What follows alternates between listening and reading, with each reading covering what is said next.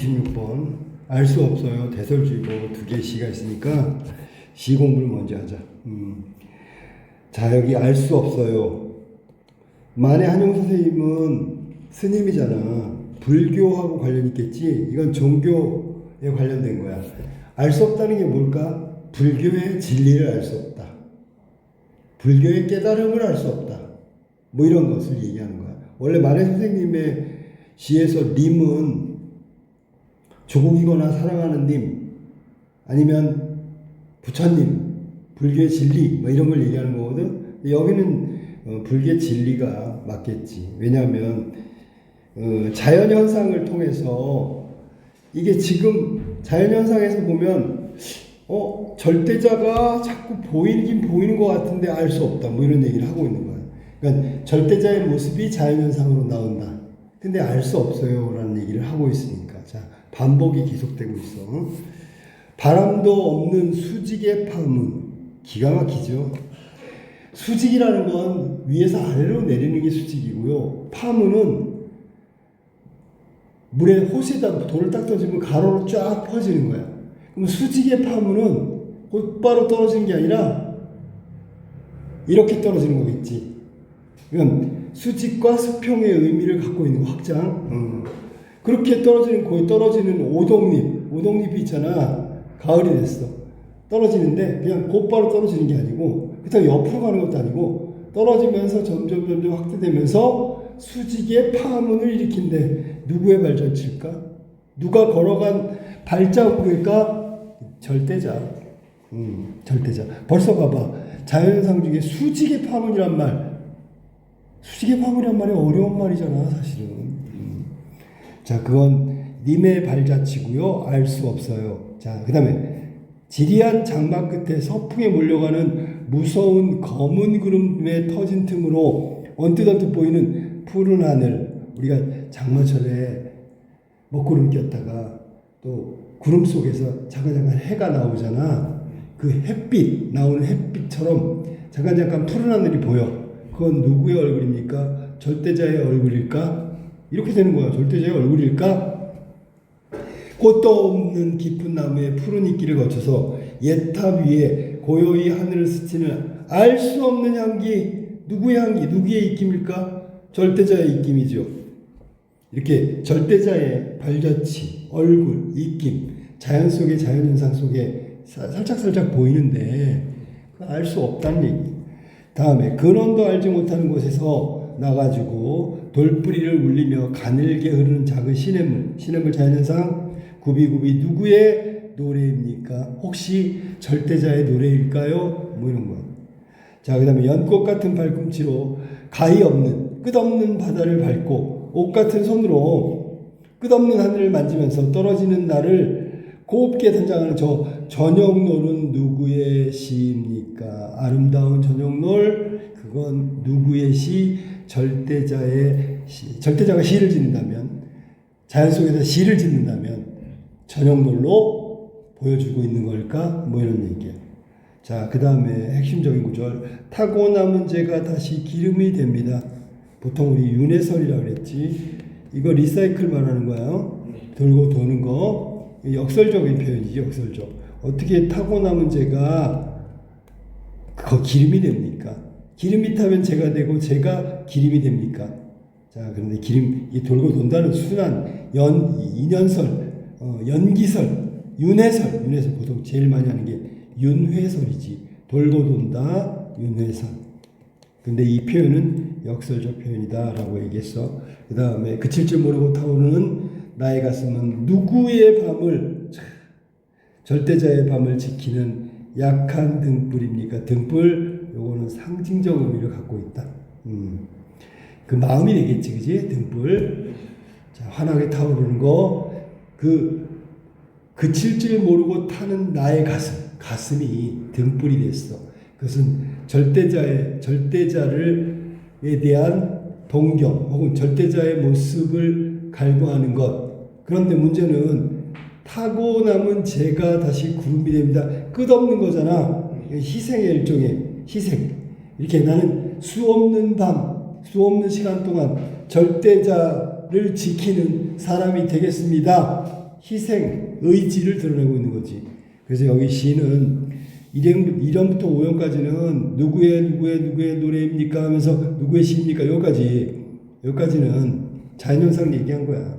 그리고 그 안에 절대자의 모습이 있는 거 아닐까? 마지막은 아까도 얘기했지만 절대자의 존재를 지키기 위한 희생, 그것을 의지를 가지고 있다. 알 수 없어요. 다음은 대설주의보로 갈게. 대설주의보, 최승호의 대설주의보.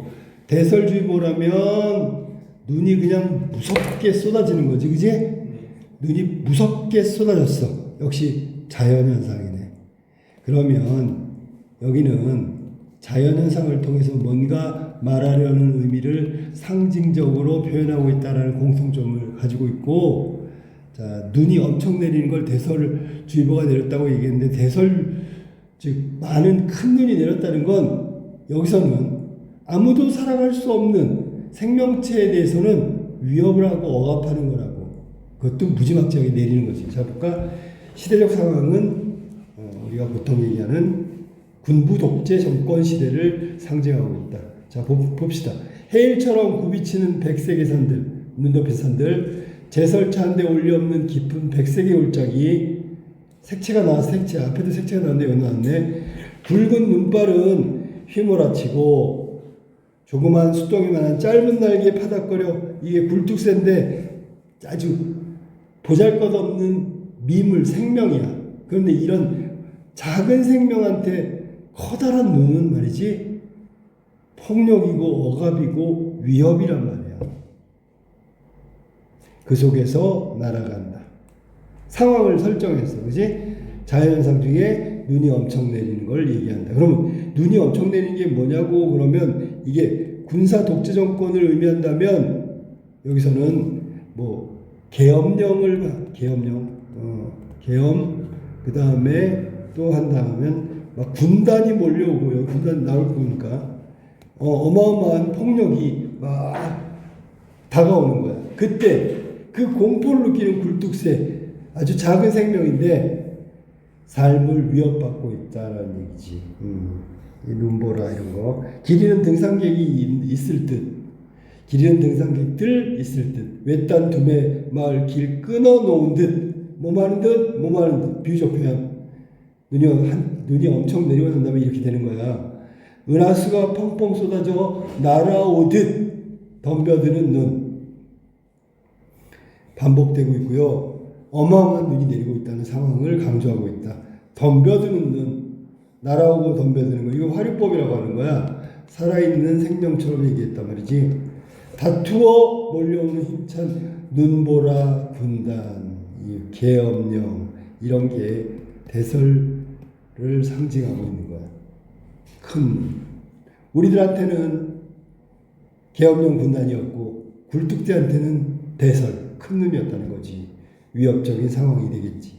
자, 조그마한 숫덩이만한 게 짧은 날개를 파닥거린데 살려고 뭔가 살아남으려고 발버둥치고 있는 거지. 날아온다 거칠한 굴뚝새가 서둘러 뒷간에 몸을 감춘다. 일시적인 피난처가 되겠네. 그지? 자, 그 어디에 부리부리한 솔개라도 도사리고 있는 것일까? 이것은 굴뚝새를 잡아먹는 천적이잖아. 그지? 이런 공포스러운 존재가 있었나봐. 이렇게 두려움에 떨고 뒷간에 몸을 감추잖아. 근데 실제는 계엄령 군단 같은 대설이었고 눈보라치고 백색의 골짜기가 됐고 백색의 산들을 뒤덮인 눈이 많은 현실이 바로 솔개처럼 굴뚝새를 해치려고 하는 거겠지. 길 잃고 굶주린 산짐승도 있을 듯해. 눈더미의 무게로 소나무가 가지가 부러질 듯하기도 하고 다투어 몰려오는 힘찬 눈보라 군단. 이게 대설이란 말이야. 큰 눈. 떼죽나무 떼 끓이는 외딴집 굴뚝에, 자, 시골 산골에 눈이 엄청 내리고 있는 외딴집 굴뚝에 해일처럼 굽이치는 백색의 산과 골짜기들. 이건 이제 눈이 엄청 내린 그 배경을 얘기하는 거지. 눈보라가 내리는 백색의 계엄령이라고 하면서 끝났단 말이야. 자, 그러면 이런 폭력과 억압, 계엄령과 군단 같은 이 폭력 앞에 살아가는 힘없는 민중들의 삶은 마치 굴뚝새처럼 두려움을 느끼며 살아가고 있는 존재들이다. 억압적인 시대의 현실을 비판하고 있다. 맞았지요. 그런데 상징적으로 비판한 거야. 이런 식으로 해석하면 되겠지. 자, 일야 구도하기. 자, 이거는 읽는 건 패스하고요. 연암 선생이 중국에 갔다가 강물을 건너는 사람들의 모습을 보고 전부 다 두려움에 떨고 있고, 그리고 이 강물을 건너는 게 왜 이렇게 무서울까라는 생각을 했었는데, 한마디로 얘기하면 모든 것은 마음에 달려있다. 유심론. 내가 마음을 잡으면 괜찮다고. 동시에 감각 알지, 감각. 모든 두려움의 근원은 감각의 감각. 특히 시각이지. 자, 강물을 건너서 사람들이 두려워한 이유는 눈에 보이는 굽이치는 황화, 그 강물의 거센 강물을 바라봤기 때문에 두려움이 생기고 떨고 있는 거야. 깜깜한 밤이 되면 안 보여. 소리만 들릴 뿐이지. 근데 이 소리도 유심론. 듣는 사람의 마음에 따라서 달리 들려. 내가 기분 좋으면 경쾌한 음악 소리 들리고, 내가 우울하면 마치 울고 있는 것 같기도 하고. 그래서 모든 것은 마음에 달렸다. 생각해봐. 내가 강물에 빠지면 그냥 내가 옷을 적시고 내 몸을 적시고 물과 하나 되면 되지 라는 마음이면 두려울 게 없단 말이야.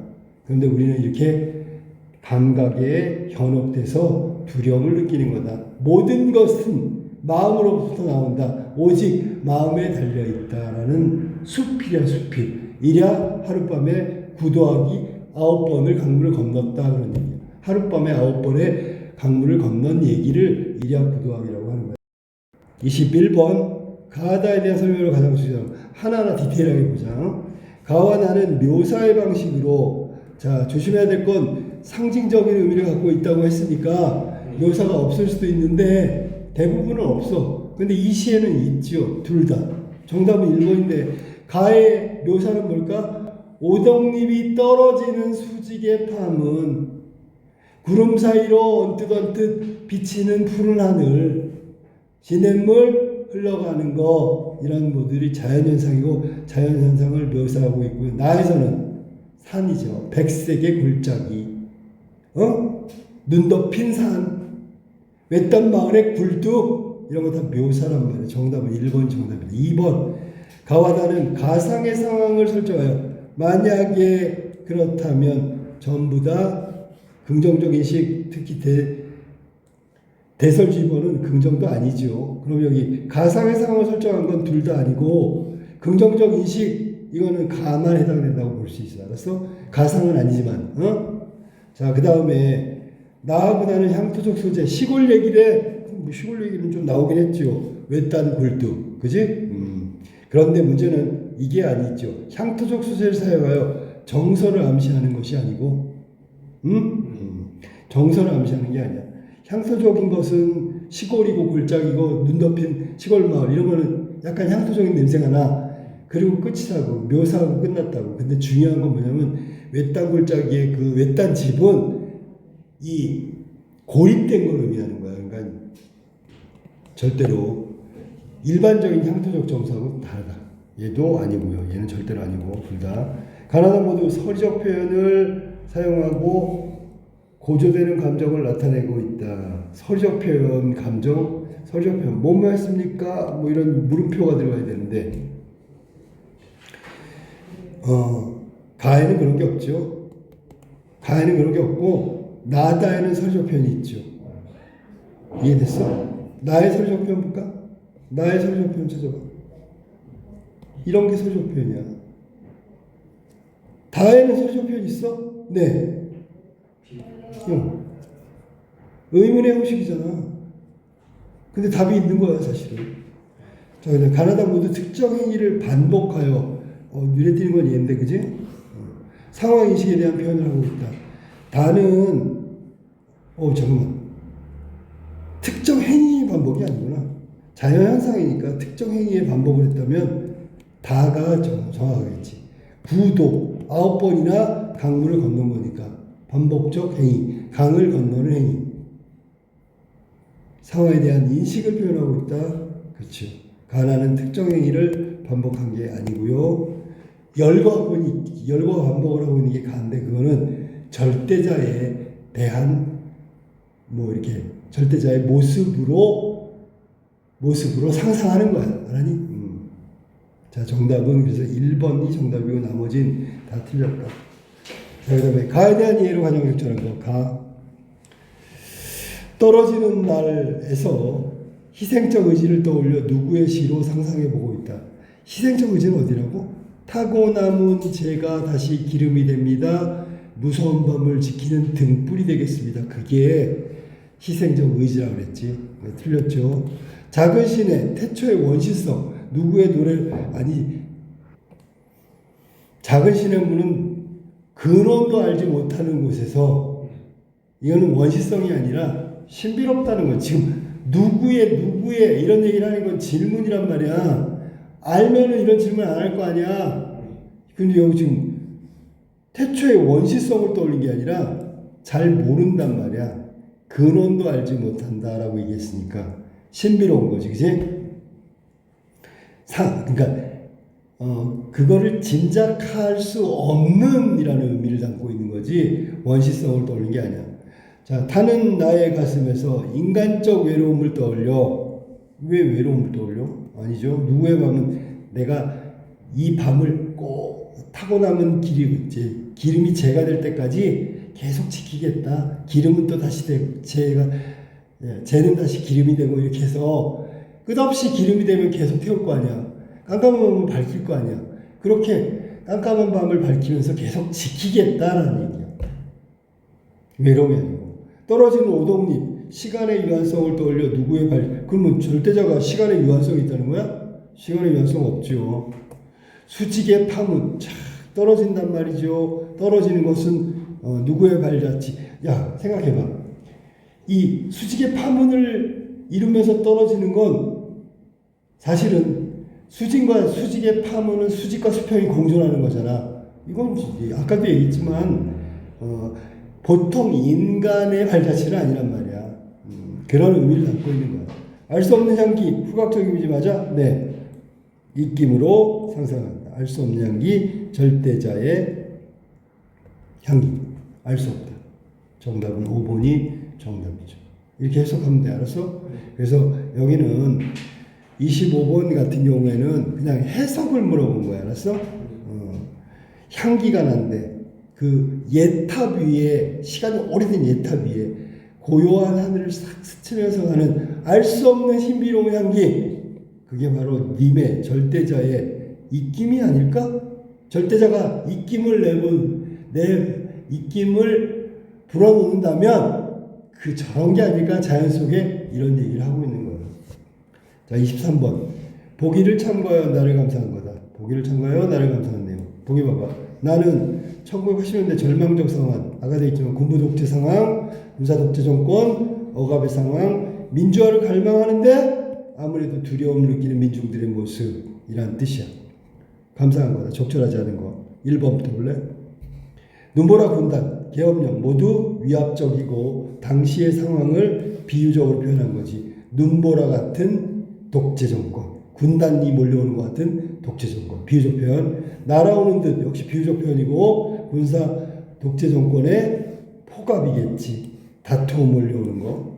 서둘러 뒷간에 감추는 거. 이거 굴뚝새의 모습은 그 기본권이 억압받는 국민의 모습, 두려움을 느끼는 존재라고 확인할 수 있고요. 제설차 한 대 없다는 얘기는 눈을 치울 수 없다. 외딴 두메 마을에 길이 끊어져서 고립되고 지금 절박한 상황이란 말이야. 절망적 현실 상황을 추측할 수 있다. 백색의 산과 굴짝이 소나무 가지가 부러질 듯 쌓이는 눈의 무게에 민주화에 대한 갈망의 요구를 추측할 수 있다. 아니죠. 요거는 억압의 현실, 그다음에 공포 정치, 막 독재 전횡, 막 이런 포갑, 폭거, 막 이런 걸 얘기하는 거야. 자, 민주화에 대한 갈망 여기서는 느낄 수 없고요. 두려움을 느끼는 거죠. 어떻게 할 수 없는 절망적 상황이란 것까지만 해석을 하면 돼. 민주화에 대한 열망은 여기서 찾을 수가 없다. 정답 5번. 다음 24번. 다에 대한 감상. 이랴 부도하기에 대한 감상이야. 나는 밤중에 강을 건너기로 하면서 두 눈이 있음을 우환으로 여겼다. 가장 좋지. 눈 때문이야 라고 얘기한 거야. 맞아? 아니죠. 마음에 있다고 그랬잖아 아까. 사람들이 두려워하는 건 눈 때문이야. 그건 맞아. 이렇게 감각은 우리의 정서를 지배할 수도 있다. 그건 맞는데 두 눈이 있음을 무한으로 여긴 건 아니죠. 그 다음에 사람들은 강에 대해 모르기 때문에 외면하고 보지 않는 게 아니라 두려워서 그런 거죠. 나는 한여름 떼학볕 속에서 한 줄기 강을 떼학볕에는 깜깜한 밤이야. 강을 건너는 미안해. 요동에 도착했다. 이 말 틀렸잖아. 나는 한여름 떼학볕 속에서 아닌데 어딨어요? 밤중에 건넜지, 그지? 강을 건넌 사람이 고개를 쳐들고 하늘을 보는 것은 기도를 드리는 듯 하는 거지 기도를 드린 게 아니고 사람들이 보이는 위태로움에 몰골하여 강물에 거세게 소리를 내지 않는다고 착각했다. 그런데 그건 착각이다. 알았니? 소리에 집중하고 있는 거야. 소리에 집중하고 있는 거지 소리가 내지 않는다고 착각하는 게 아니라 시각이 아니라 청각. 자, 25번. 기억부터 미움에 대한 설명을 적절하자. 기억은 고요히야. 소리 없이 고요히 떨어지는 모습. 수직의 방은 오동님 맞았고 니은은 굽이굽이 여러 굽이 구부러져 오르는 모양. 디귿은 펑펑 별과 같이 눈이 세차게 쏟아져 내리기 소망하면 어떻게 해. 내리는 모습이지, 그지? 그리고 눈이 내리기를 소망한다는 건 말이 안 되지. 이게 눈이 내리면 억압과 두려움, 이게 부정적 상황이 이루어질 텐데 그걸 기다리는 사람이 있지 말이 안 되고. 리얼 생명의 위협을 느끼는 솔개의 모습을 표현하고 있다. 자, 부리부리 눈망울을 크고 열기 있는 모습으로 솔개의 모습과 관련있다. 생명의 위협을 얘도 위협을 빈다. 그러면 내가 아까 해석 잘못했네. 그지? 솔개가 뭐랬어?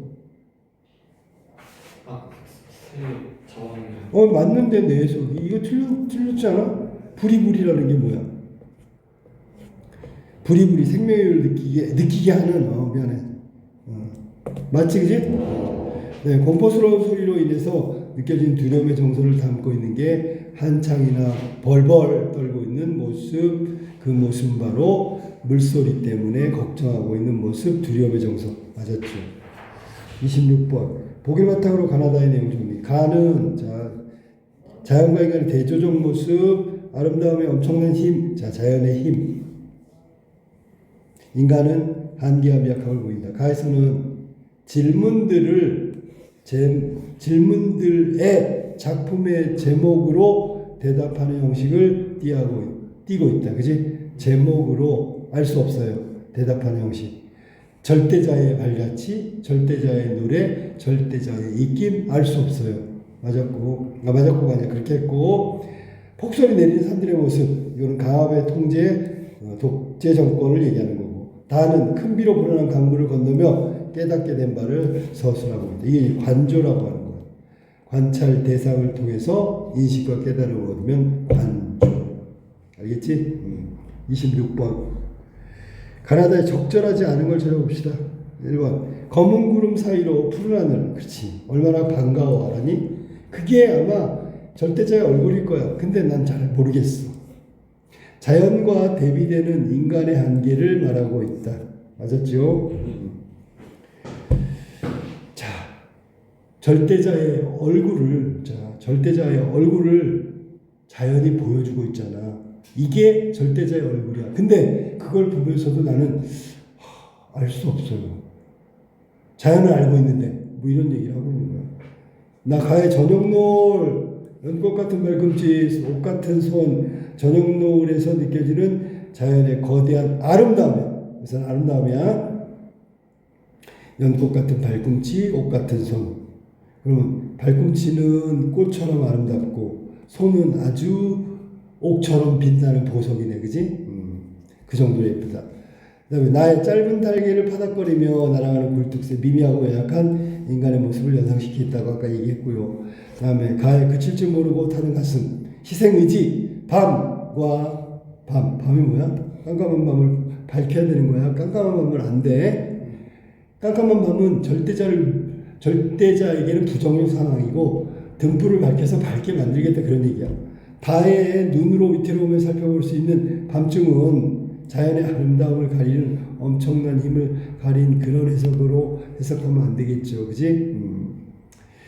자, 그러면 여기서는 그칠 줄 모르는 나의 가슴, 누구의 밤을 지키는 약한 등불이니까 여기 나온 거, 밤중의 강을 건너기 위해서 위태로움을 살펴보지 못하니라고 했으니까. 자, 정답은 4번이다. 알았지?